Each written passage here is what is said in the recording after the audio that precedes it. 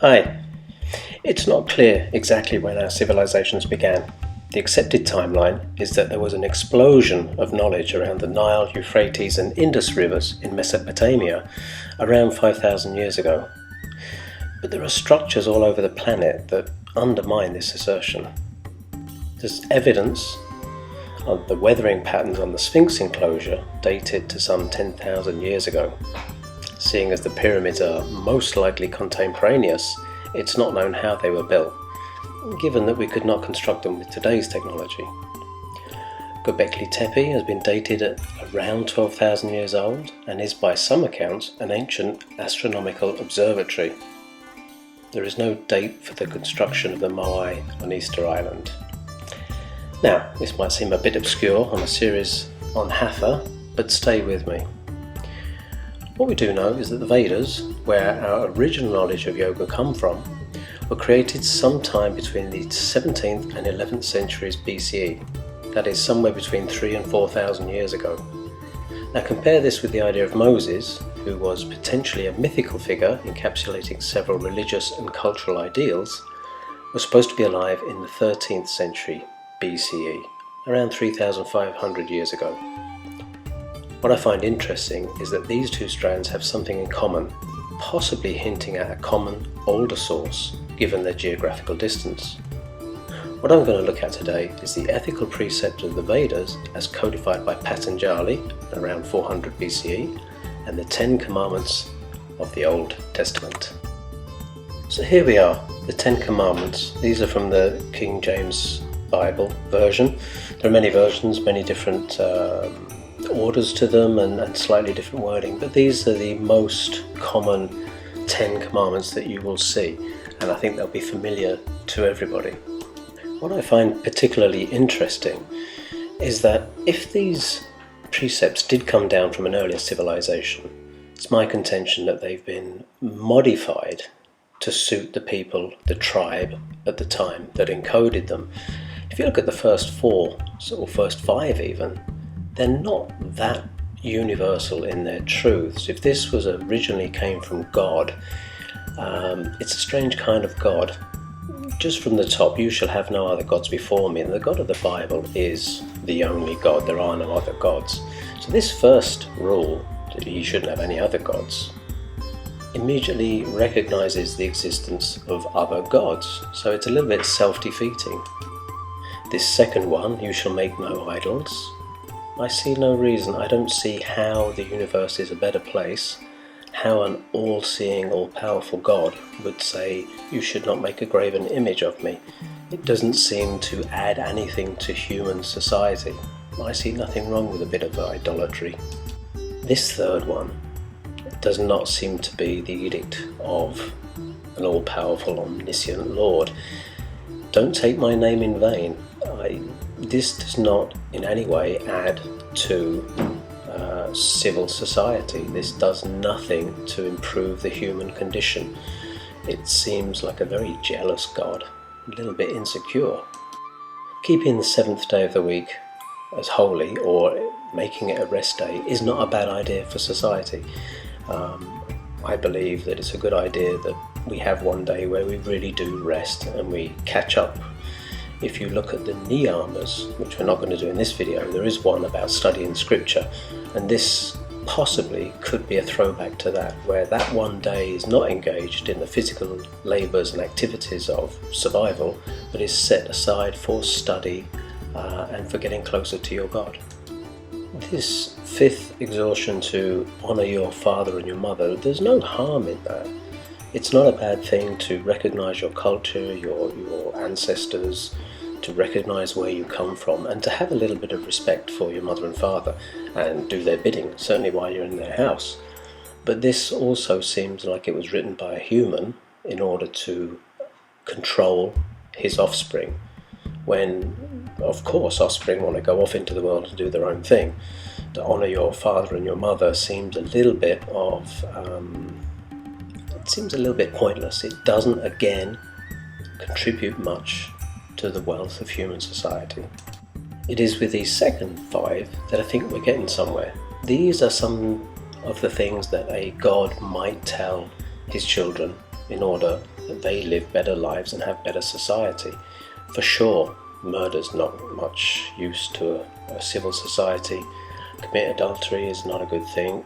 Absolutely, we should not steal. Bearing false witness against your neighbour is self-destructive and harmful, and covetousness is not a good trait. These 5 are the 5 that I want to focus on, and where their roots are and how they compare to the Yamas. So here you see the Yamas and Niyamas. These are the first 2 of the 8 limbs of yoga as codified by Patanjali. It's the first 5 that I'm particularly interested in because these are classed as universal truths. These are how everyone should behave if we want to have a good society. Ahimsa, Satya, Asteya, Brahmacharya and Aparigraha. These are the 5 that I want to make a direct comparison. The Niyamas, which are more exhortations to the individual and how the individual should behave, are very interesting, and they're possibly the subject of another video. But this particular video is looking at these first 5 and the second 5 of the commandments of the Old Testament. So here again are the second 5 of the 10 commandments that we're particularly interested in today. You shall not murder, you shall not commit adultery, you shall not steal, not bear false witness, and you shall not covet. Quite useful to have. Now, here are the Yamas. This is the first 5 things that Patanjali tells us in the 8 limbs of yoga. Ahimsa, non-violence. Satya, truthfulness. Asteya, not stealing. Brahmacharya, the right use of energy. And Aparigraha, non-greed or non-hoarding. We are going to go into these in a bit more detail later on, but for now I just want to put them either side of those last 5 commandments that we talked about, the ones that seem to really get to the heart of how people should live in order to improve their society. And as they go side by side, they're a little bit mixed up, so these are how I think they line up. Ahimsa, non-violence, does tie up with thou shalt not murder. Satya goes with not bearing false witness, and so on.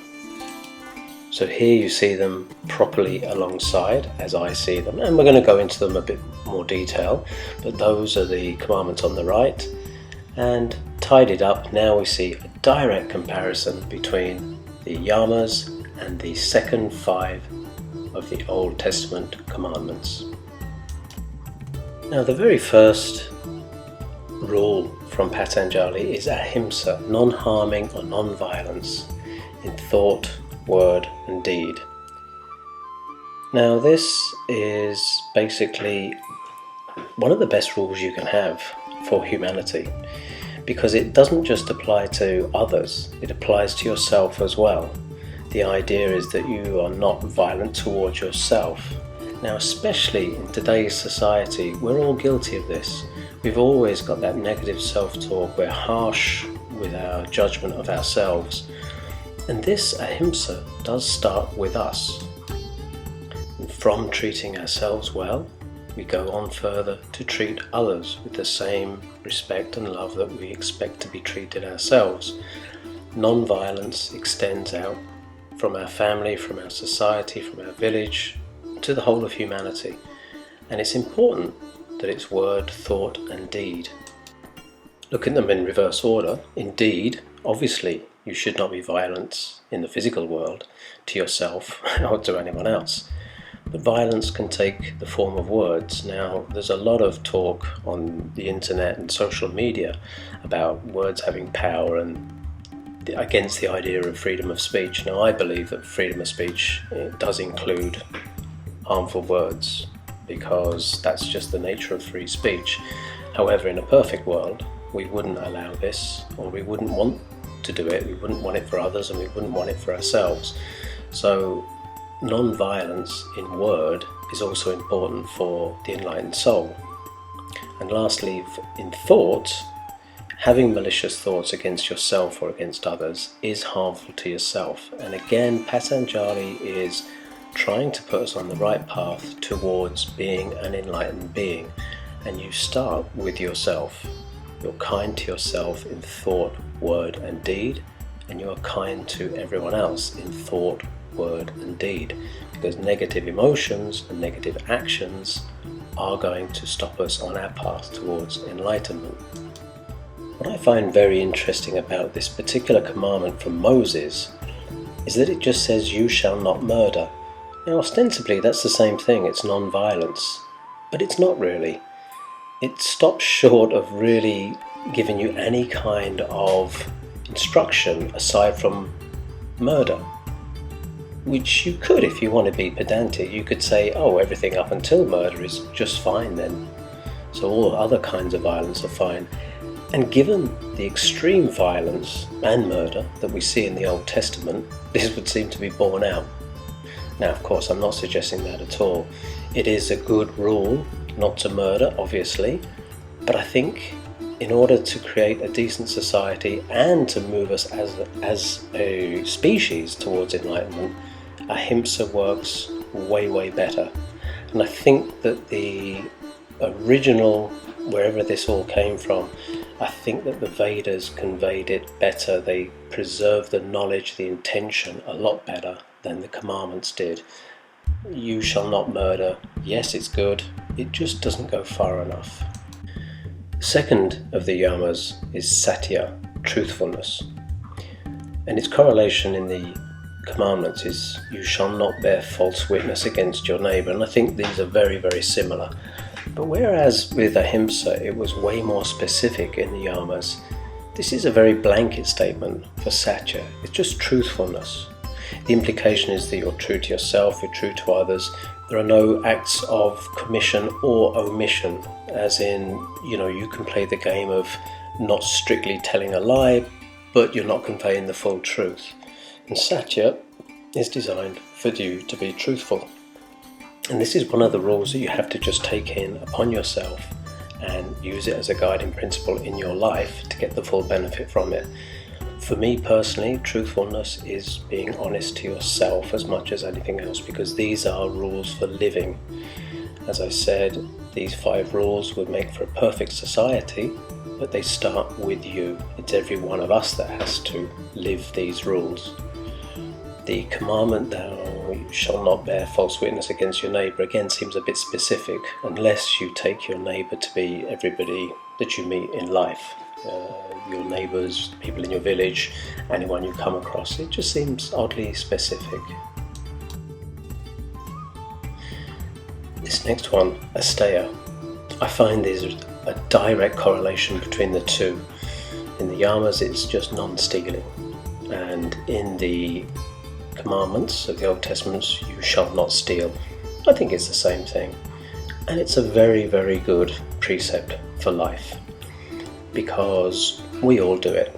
There's no getting away from it.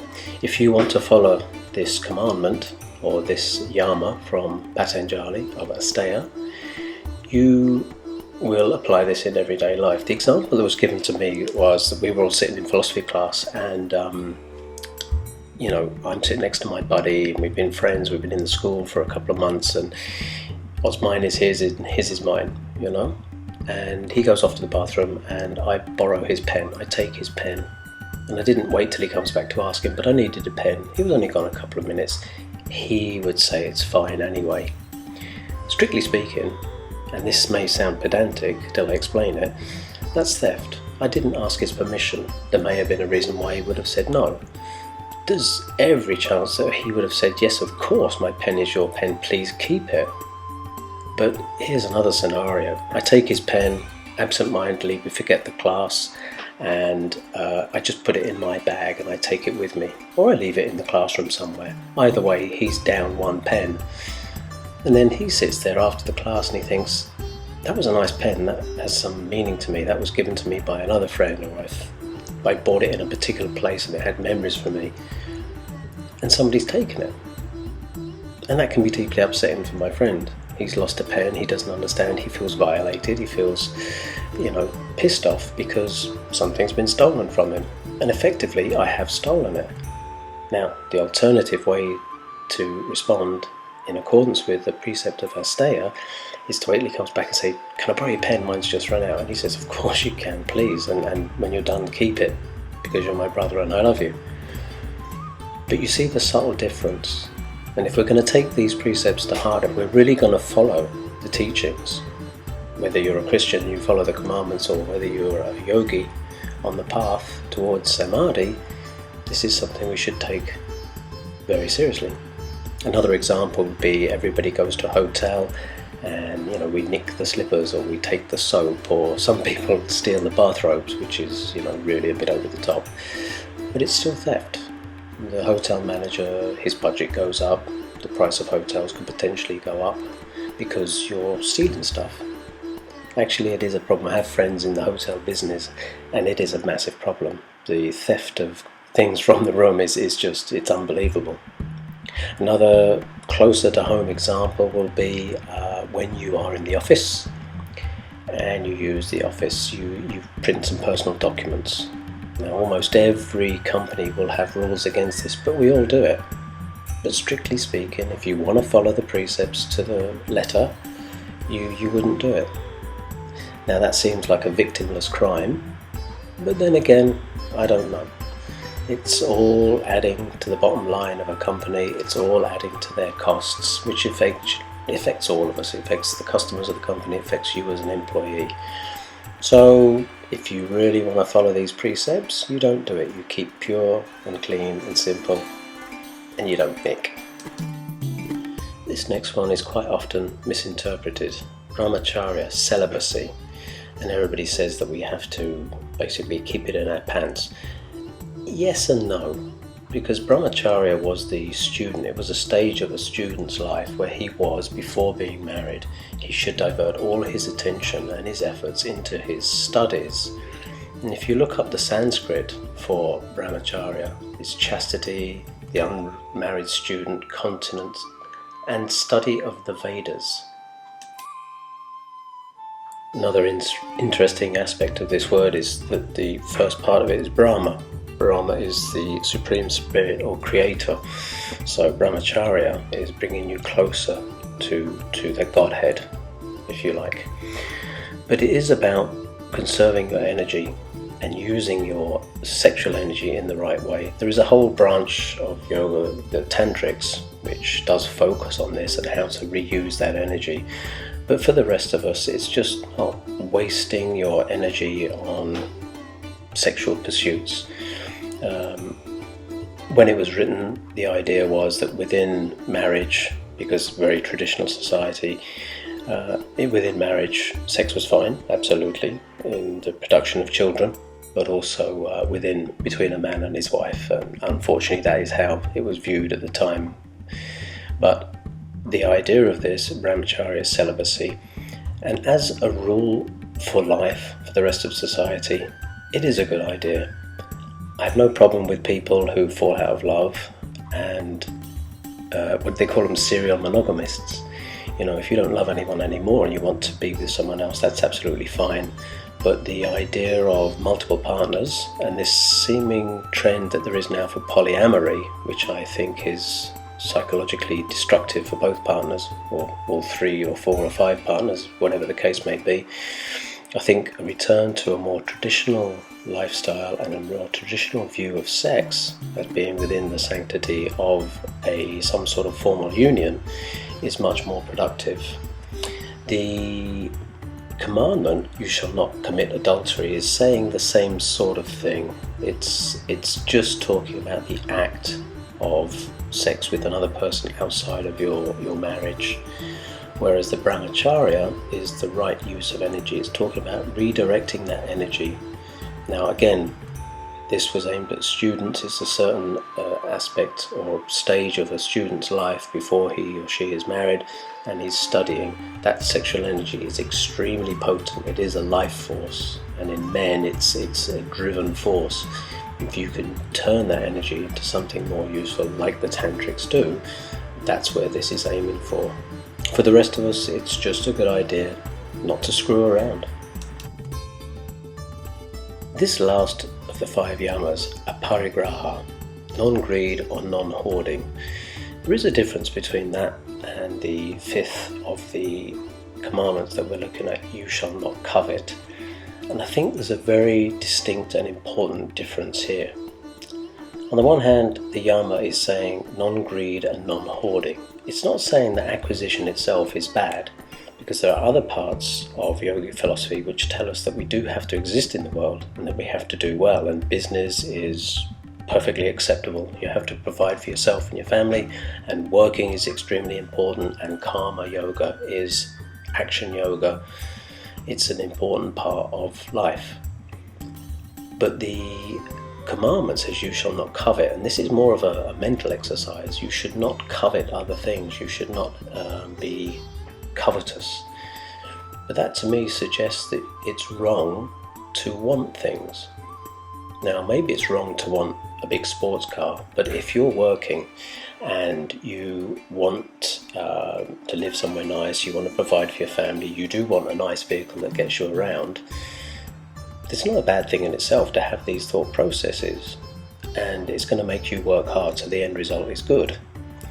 The you shall not covet feels like thought control. It feels very much like you shouldn't have bad thoughts, and that goes with the other 5 of the 10 commandments that we rejected for being a jealous God. You shall not covet is telling you you should not look at other things and want them, but that is a very natural part of human nature. What you do with the covetousness is vitally important. You don't lead it to cause you to make wrong actions.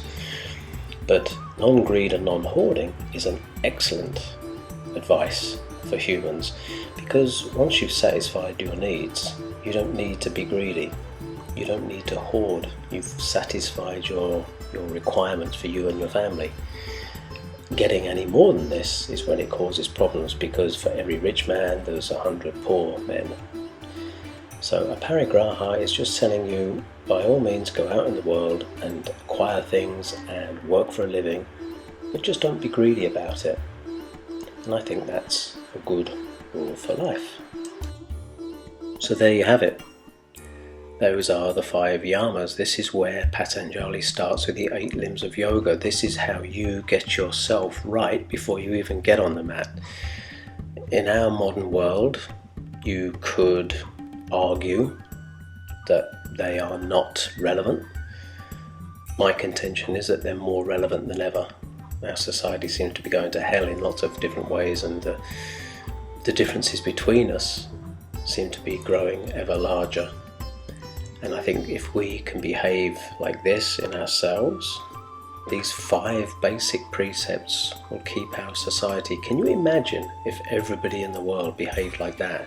It would be immediately the end of all of our problems. They're so simple, and yet they are so unfeasibly difficult to carry out in our own life. But I think we have a duty to try. So every time you get on your mat, while you're contorting yourself into some weird shape and trying to balance on one leg and not feel daft, have a little bit of time to think about these. And when you practice your meditation, they're good things to focus on just before you start your meditation. As a mantra, you can repeat them. But even if you never do yoga, even if you never get on a mat, there is something to be said about this ancient wisdom that could really touch us as a species, us as a society, and each and every one of us as an individual.